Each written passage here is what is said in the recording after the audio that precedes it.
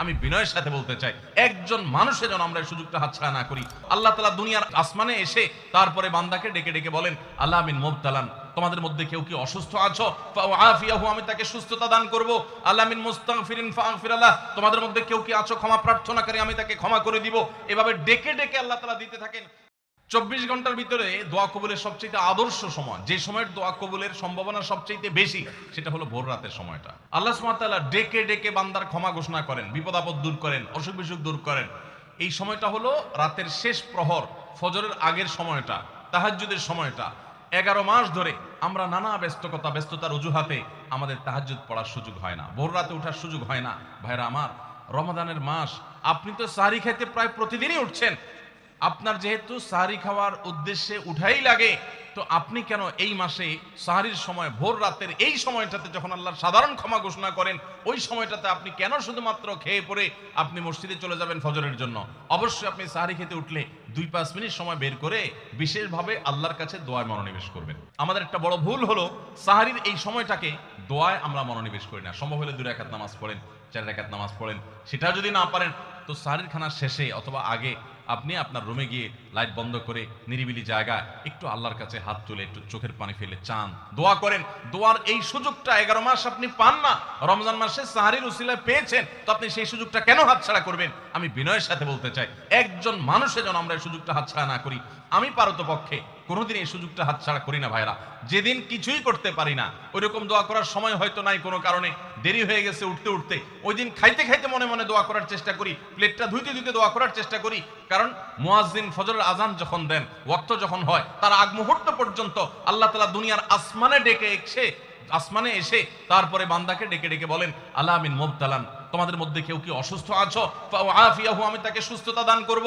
আল্লাহ মিন মুস্তাগফিরিন ফাগফির লাহ, তোমাদের মধ্যে কেউ কি আছো ক্ষমা প্রার্থনাকারী, আমি তাকে ক্ষমা করে দিব। এভাবে ডেকে ডেকে আল্লাহ তাআলা দিতে থাকেন। টোটাল 24 ঘন্টার মধ্যে যেই সময়টার দোয়া ফেরত দেয়া হয় না, যেই সময়টার দোয়া মিস হওয়ার সম্ভাবনা খুবই কম, আপনার দোয়ার বেসিক শর্তগুলো ঠিক থাকলে এই দোয়া কবুল হওয়ার সম্ভাবনা জোরালো, সেই সময়টা হলো ভোর রাতের সময়টা। রমজান মাসে এই সময়টাতে দোয়ার যে সুযোগ তৈরি হয়, দোয়ার যে বিশাল সুযোগ আপনি পান, এই সুযোগটা হাতছাড়া করে আপনি শুধুমাত্র খেয়ে দিয়ে এই সময়টাকে পার করে দেন, এটা কখনো বুদ্ধিমানের কাজ হতে পারে না। এই জন্য রমজান মাসের ভুলগুলোর মধ্যে থেকে একটা হলো যে সাহরির সময়টাতে, ভোর রাতের সময়টাতে, দোয়া কবুলের গুরুত্বপূর্ণ সময়টাতে আমরা দোয়া তো করিই না।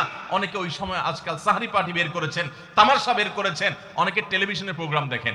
কোন চ্যানেলে সাহরির সময়ের কোন প্রোগ্রাম আমরাও মাঝে মধ্যে, এগুলো আগে রেকর্ড করা থাকে। সাহরির সময় আমরা টেলিভিশনে প্রোগ্রাম করতে যাই না, আগে রেকর্ড করা থাকে, সেগুলো চলে।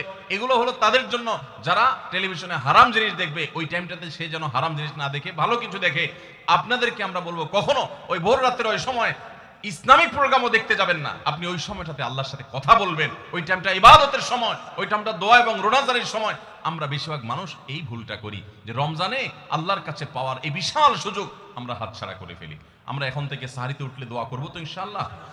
আল্লাহ আমাদের সবাইকে তৌফিক দান করুন। অনেকে রোজা রেখে থুতু গিলাটাকে দোষণীয় মনে করেন যে রোজা রেখে বোধহয় থুতু গেলা যায় না, এই জন্য ঘন ঘন থুতু ফেলে দেখবেন অনেকে আছেন। বিশেষ করে নতুন নতুন যখন রোজা রাখে পোলাপান, তখন দেখবেন যে মিনিটে মিনিটে থুতু ফেলে।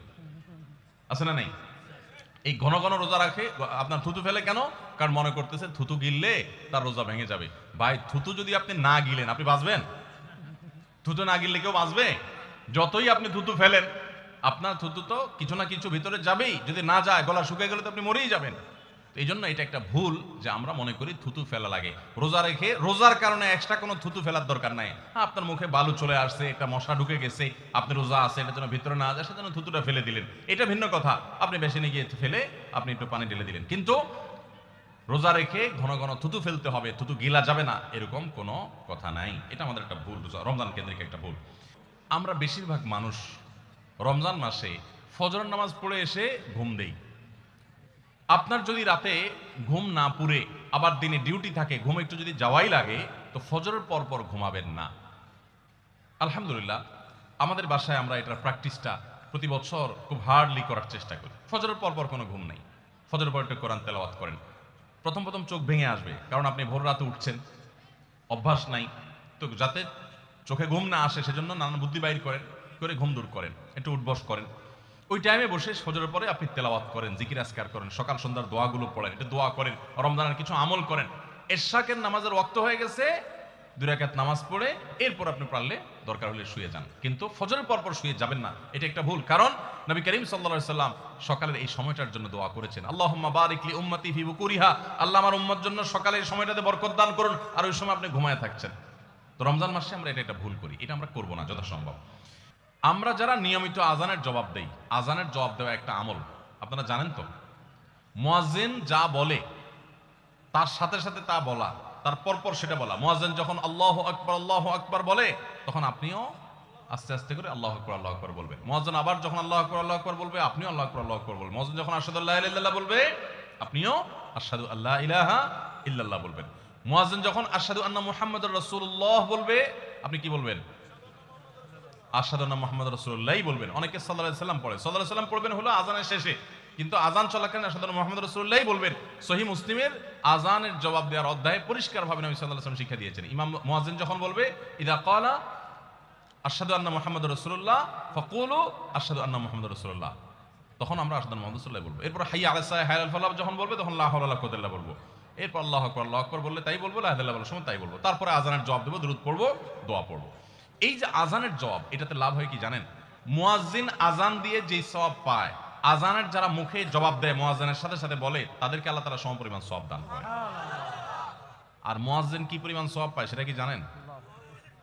কোন মুয়াজ্জিন যদি আল্লাহকে খুশি করার জন্য আযান দেয়, দুনিয়ার উদ্দেশ্য তার কাছে না থাকে, বরং আল্লাহকে খুশি করাটাই তার উদ্দেশ্য থাকে, তাহলে এই মুয়াজ্জিনের ফজিলত হলো, ওই মুয়াজ্জিনের আযান শুনে যত মানুষ মসজিদে আসবে, ওই ওয়াক্ত নামাজে যত মানুষ শামিল হবে, সবাই যে পরিমাণ সওয়াব পাবে, যার যার অ্যাকাউন্টে যাবে, বোনাস হিসাবে সবার সমপরিমাণ সওয়াব মুয়াজ্জিনকে দেওয়া হবে।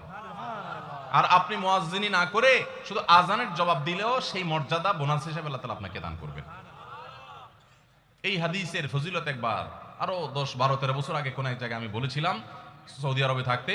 তখন এক ভদ্র মহিলা আমাকে বললেন, হুজুর, এই হাদিসটা আপনার কাছ থেকে শেখার পর, জানার পর থেকে আমি মক্কা শরীফের লাইভ আজান নিয়মিত ওই টাইমে, আমি রেডিও টেডিও শুনি না, মোবাইলে বিভিন্নভাবে লাইভ আজানটা আমি শোনার চেষ্টা করি এবং ওই মুয়াজ্জিনের সাথে সাথে জবাব দেওয়ার চেষ্টা করি। কারণ আমার যখন এটা জানা হলো যে মুয়াজ্জিন যত পরিমাণ সওয়াব পাবে তত পরিমাণ সওয়াব পাওয়া যাবে, তো মক্কার মুয়াজ্জিন সাহেবের আজান শুনে যত মানুষ প্রতি ওয়াক্তে নামাজ পড়ে, এত বেশি নামাজ তো দুনিয়ার অন্য কোনো মসজিদে প্রত্যেক ওয়াক্তে পড়ে না। সো আমি লক্ষ লক্ষ মানুষের নামাজ পড়ার সমপরিমাণ সওয়াব, মুয়াজ্জিনের পরিমাণ পেতে চাই, সেজন্য মক্কার লাইভ আজানটা আমি ফলো করি।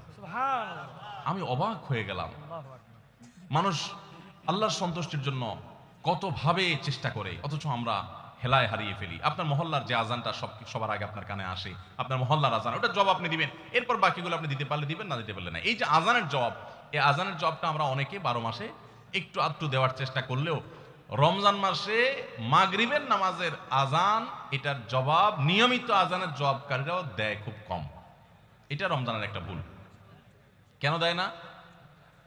কারণ সেই আসরের পর থেকে নিয়ে 10, 12 পদ, 13 পদ, 14 পদ ইফতার সামনে নিয়ে বসে যে দাঁত কচকচ কচকচ করতেছিল, হাতগুলো শুধুমাত্র আকুপাকু করতেছিল যে কখন আপনার বেগুনি ধরবে, কখন পেঁয়াজু ধরবে, কখন বুটমুড়িতে হাত দিবে।